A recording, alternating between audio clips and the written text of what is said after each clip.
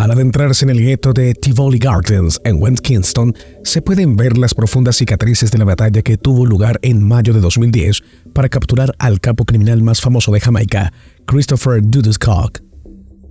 Los bloques de apartamentos muestran aún hoy los impactos de bala en sus fachadas, recordando los intensos enfrentamientos que tuvieron lugar entre las Fuerzas Armadas y la policía contra los pistoleros leales a Cook.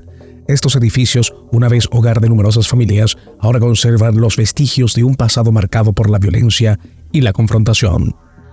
En algunas calles, las barricadas improvisadas, hechas de concreto y postes de luz arrancados del suelo, aún permanecen como testigos mudos de los intentos de los partidarios de Cook por resistir y obstruir a las fuerzas de seguridad. Estas barricadas, una vez utilizadas como defensa improvisada, ahora yacen como símbolos de un pasado tumultuoso. El cementerio cercano también cuenta una historia trágica. Aquí descansan las tumbas de muchas personas que perdieron la vida durante la violenta operación para capturar a Christopher Cook. Estas tumbas son un sombrío recordatorio de las consecuencias letales de la lucha por el control del narcotráfico y el poder en la zona. El operativo para detener a Dudus Cook fue un momento crítico en la historia de Jamaica, marcado por la violencia y la tragedia. Aunque se logró la captura, el precio fue alto y las secuelas de aquel trágico incidente siguen siendo visibles en las calles y en la memoria de la comunidad de Tivoli Gardens. El reinado de Christopher Dudus Cook dejó huellas profundas y duraderas en la vida de muchos jóvenes en la zona. Toda una generación de narcotraficantes y sicarios creció bajo la influencia de Cook, quien ejerció el papel de Don en Tivoli Gardens y al mismo tiempo lideró la organización criminal conocida como Sour Pose desde 1992 hasta su extradición a Estados Unidos. Christopher Michael Cook, también conocido como Dudus, nació el 13 de marzo de 1969 y es un conocido narcotraficante. Debido a los beneficios obtenidos por las actividades delictivas de su padre en el narcotráfico, Christopher y sus hermanos crecieron rodeados de riqueza y asistieron a exclusivas escuelas privadas.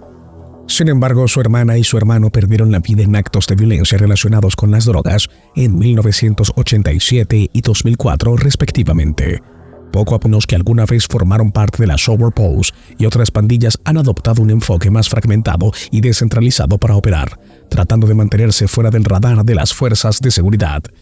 Estas células más pequeñas y discretas han demostrado ser eficaces en el tráfico de polvo blanco, lo que ha contribuido a que el Caribe recupere su posición como un importante corredor de contrabando de drogas desde Colombia hacia Estados Unidos. La región caribeña, con sus numerosas islas y rutas marítimas, ha sido históricamente utilizada para el transporte de narcóticos y, a pesar de los esfuerzos de las autoridades, sigue siendo un punto de tránsito clave en el negocio del narcotráfico internacional. La situación en Jamaica y en la región caribeña en general destaca la complejidad de la lucha contra el narcotráfico y el crimen organizado, así como la necesidad de enfoques coordinados y efectivos tanto a nivel nacional como internacional para abordar estas amenazas. Los líderes que emergieron en los guetos jamaiquinos, conocidos como los Don, comenzaron a adquirir notoriedad en los años 60. Estos líderes, a menudo característicos y poderosos, se convirtieron en figuras influyentes en sus comunidades. Los territorios bajo su control llegaron a conocerse como guarniciones, debido a la forma en que eran defendidos como fortalezas con múltiples entradas bloqueadas. Lo que hace que la relación entre los Dons y la policía en Jamaica sea especialmente compleja es la interacción entre estos y los dos principales partidos políticos del país, el Partido Laborista de Jamaica, JLP, y el Partido Nacional del Pueblo, PNP. En busca de apoyo electoral en estas comunidades marginadas, ambos partidos financiaron a los Dons y les proporcionaron recursos, incluido dinero y proyectos de desarrollo, a cambio de votos. Las guarniciones de los Don estaban fuertemente ligadas a los partidos políticos y a menudo se convertían en bastiones de apoyo electoral. Sin embargo, esta relación también tenía un lado oscuro, ya que la competencia por el control de estas áreas entre los Don afiliados al JLP y los del PNP desató una violencia política intensa. El punto culminante de esta violencia política se produjo en el año electoral de 1980, cuando se registró la alarmante cantidad de 889 asesinatos en Jamaica. Esta violencia no solo tenía un alto costo humano, sino que también socavaba la estabilidad política y la gobernabilidad del país. La interacción entre los Dons, la política y la violencia en Jamaica es un ejemplo vívido de cómo los problemas sociales y políticos pueden converger en contextos urbanos marginados. A lo largo de los años, los esfuerzos que se han centrado en desvincular a los Dons de la política y en abordar las causas subyacentes de la violencia en estas comunidades Tivoli Gardens, ubicado en West Kingston, se convirtió en un símbolo emblemático de este sistema partidista en Jamaica y fue apodado como la madre de todas las guarniciones por un alto funcionario de la Fuerza de Defensa en Jamaica. Durante décadas, esta comunidad mantuvo una lealtad constante al Partido Laborista de Jamaica, JLP, eligiendo a sus funcionarios de manera consistente en las elecciones. Las imágenes de los Dons de Tivoli Gardens y sus soldados se plasmaban en murales que decoraban las calles de esta zona, destacando la influencia y el poder que ejercían. Tivoli Gardens se convirtió en un feudo político solidante afiliado al JPL, y los Dons desempeñaron un papel clave en la movilización del apoyo electoral en favor de este partido. Sin embargo, Tivoli Gardens no fue un caso aislado.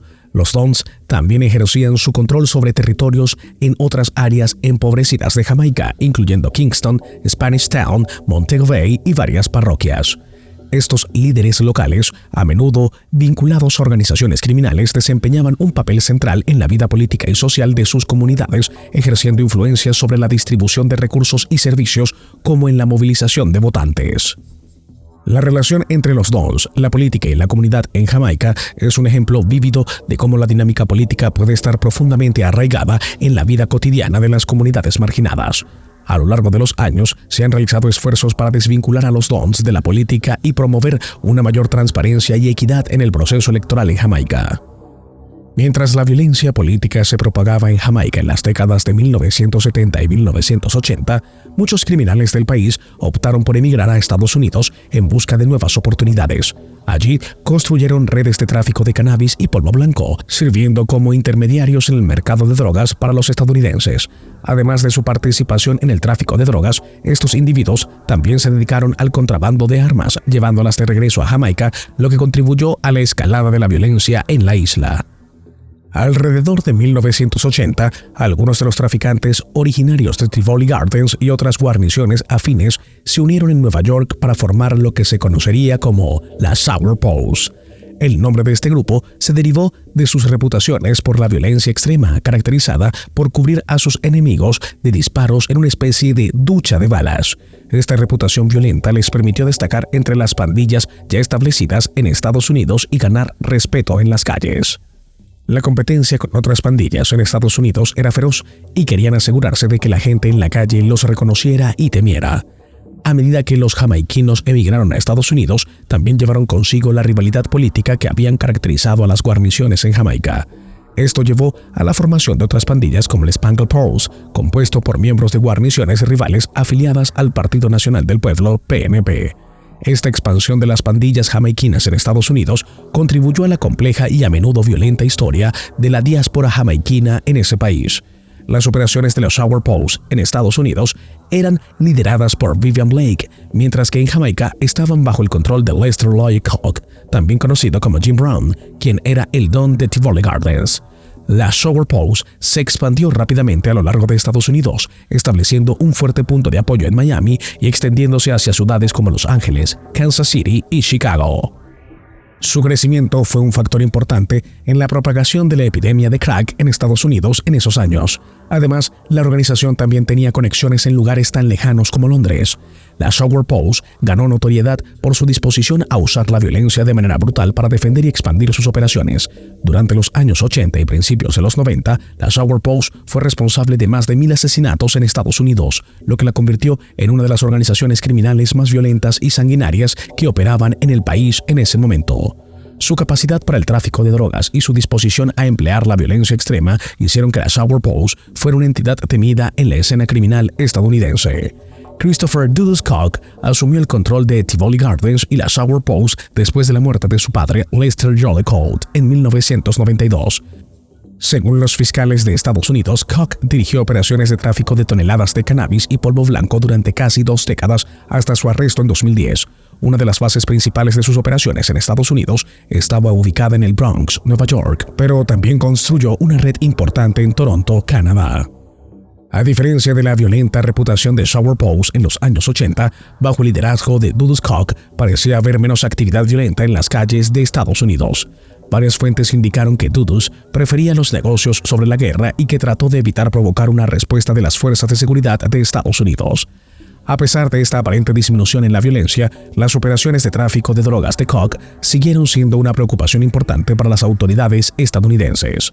Su arresto en 2010 y su posterior extradición a Estados Unidos marcaron un hito en la lucha contra el narcotráfico y la delincuencia organizada en la región del Caribe y Norteamérica. El reinado de Koch como líder de Sour Pose representó una fase en la evolución de esta organización criminal, marcada por una estrategia aparentemente más enfocada en el negocio y menos en la violencia callejera, aunque su legado y sus actividades ilegales continuaron siendo un desafío para la aplicación de la ley en ambos lados de la frontera. Los fiscales estadounidenses tardaron hasta el año 2009 en presentar cargos contra Dudas Koch, a pesar de que los crímenes que se le atribuían se retomaban a 1994. Finalmente se le acusó de tráfico de polvo blanco, cannabis y armas de fuego, pero no pudieron establecer una conexión directa entre él y ningún asesinato en Estados Unidos. Mientras que las calles de Nueva York experimentaron una disminución en la tasa de homicidios durante el reinado de Koch, la situación en Jamaica se volvió cada vez más violenta. En 2005, Jamaica alcanzó una alarmante tasa de 62.5 homicidios por cada 100.000 habitantes, una de las más altas del mundo en ese momento. Hombres armados asociados con Tivoli Gardens fueron señalados como responsables de muchos de estos asesinatos, especialmente contra miembros de guarniciones rivales.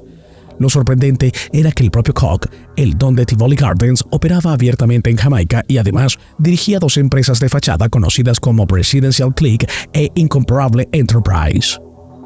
Esta audacia a su presencia pública, a pesar de las acusaciones en su contra, ilustran la compleja relación entre el crimen organizado y la política y la aplicación de la ley en la isla. Cultivó cuidadosamente su imagen pública a través de una serie de acciones caritativas que a menudo se comparaban con las de Robin Hood.